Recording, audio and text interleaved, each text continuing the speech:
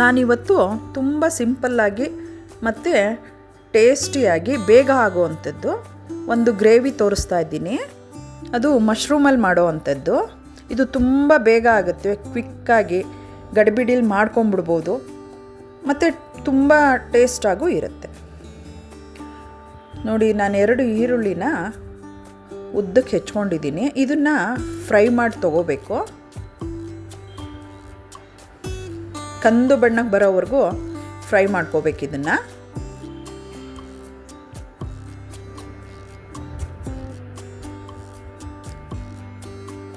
ನೋಡಿ, ಇದು ಈ ಹದಕ್ಕೆ ಬರಬೇಕು. ಈ ಹದಕ್ಕೆ ಬಂದ ಮೇಲೆ ತೆಗಿಬೇಕು.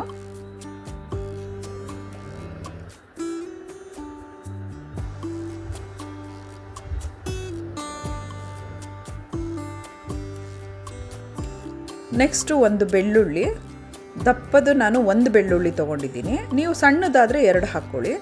ಅದು ಅಷ್ಟೇ, ಸ್ವಲ್ಪ ಫ್ರೈ ಮಾಡ್ಕೋಬೇಕು. ಸಿಪ್ಪೆ ತೆಗೆದು ಫ್ರೈ ಮಾಡಬೇಕು. ಅದನ್ನು ಸಿಪ್ಪೆ ಸಮೇತ ಹಾಕಬಾರ್ದು. ನೆಕ್ಸ್ಟು 2 ಸಣ್ಣದು 2 ಟೊಮೆಟೊ ತೊಗೊಂಡಿದ್ದೀನಿ. ಅದನ್ನು ಕೂಡ ಫ್ರೈ ಮಾಡಬೇಕು.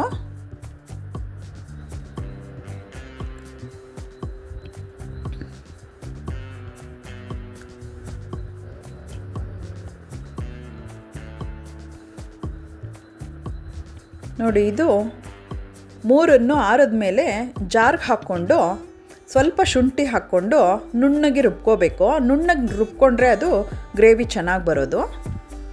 ಮತ್ತು ಒಗ್ಗರಣೆಗಿಲ್ಲಿ ನಾನು 1 ಏಲಕ್ಕಿ ಮತ್ತು ದಪ್ಪದು 1 ಕಪ್ ಏಲಕ್ಕಿ ಹಾಕ್ಕೊಂಡಿದ್ದೀನಿ. ಮತ್ತು ಸ್ವಲ್ಪ ಚಕ್ಕೆ, 1 ಈರುಳ್ಳಿ. ಇದನ್ನು ಫ್ರೈ ಮಾಡ್ಕೋಬೇಕು ಚೆನ್ನಾಗಿ.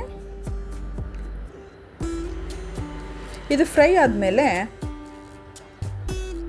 ಬಿಸಿನೀರಲ್ಲಿ ಅರಿಶಿನ ಹಾಕಿ ತೊಳೆದಿಟ್ಕೊಂಡು ಇರೋವಂಥ ಮಶ್ರೂಮ್ನ ಹಾಕ್ತಾಯಿದ್ದೀನಿ ನಾನು.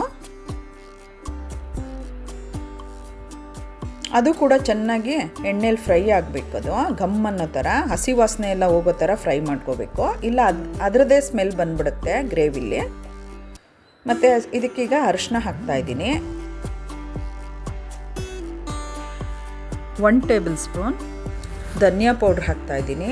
ಅರ್ಧ ಟೇಬಲ್ ಸ್ಪೂನು ಗರಂ ಮಸಾಲ, ಅರ್ಧ ಟೇಬಲ್ ಸ್ಪೂನು ಜೀರಿಗೆ ಪೌಡ್ರು ಮತ್ತು 1 ಟೇಬಲ್ ಸ್ಪೂನು ಅಚ್ಕಾರದ ಪುಡಿ ಹಾಕ್ಕೊಂಡಿದ್ದೀನಿ.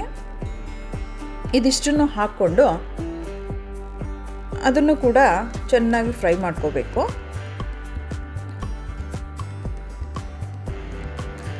ಅದೇ ಥರ ಆದಮೇಲೆ ಮಿಕ್ಸಿಲಿ ರುಬ್ಕೊಂಡಿದ್ನಲ್ಲ ಪೇಸ್ಟು, ಅದನ್ನು ಹಾಕ್ಕೋತಾ ಇದ್ದೀನಿ. ಅದನ್ನು ಹಾಕ್ಕೊಂಡು ಇನ್ನೂ ಸ್ವಲ್ಪ ಕ್ಲೀನಾಗಿ ಹುರ್ಕೋಬೇಕು. ಮತ್ತು ಇದಕ್ಕೆ ನೀರು ಮಿಕ್ಸ್ ಮಾಡ್ತಾಯಿದ್ದೀನಿ. ನೀರನ್ನು ಜಾಸ್ತಿ ಹಾಕ್ಕೊಳಕ್ಕೆ ಹೋಗಬಾರ್ದು, ಸ್ವಲ್ಪ ಹಾಕ್ಕೊಂಡು ಬೇಯಿಸ್ಕೋಬೇಕು. ಇದು ತೆಳು ಆದರೆ ಚೆನ್ನಾಗಿರಲ್ಲ ಗ್ರೇವಿ, ಗಟ್ಟಿ ಇದ್ರೇ ಇದು ಟೇಸ್ಟಾಗಿರೋದು. ಉಪ್ಪು ಹಾಕಿ ಬೇಯಕ್ಕೆ ಬಿಟ್ಟಿದ್ದೆ, ಬೆಂದಿದೆ. ಈಗ ಕೊತ್ತಂಬರಿ ಸೊಪ್ಪು ಹಾಕ್ತಾಯಿದ್ದೀನಿ. ಕೊತ್ತಂಬರಿ ಸೊಪ್ಪು ಹಾಕಿ ತಿರುಗಿಸ್ತಾ ಇದ್ದೀನಿ ನಾನು.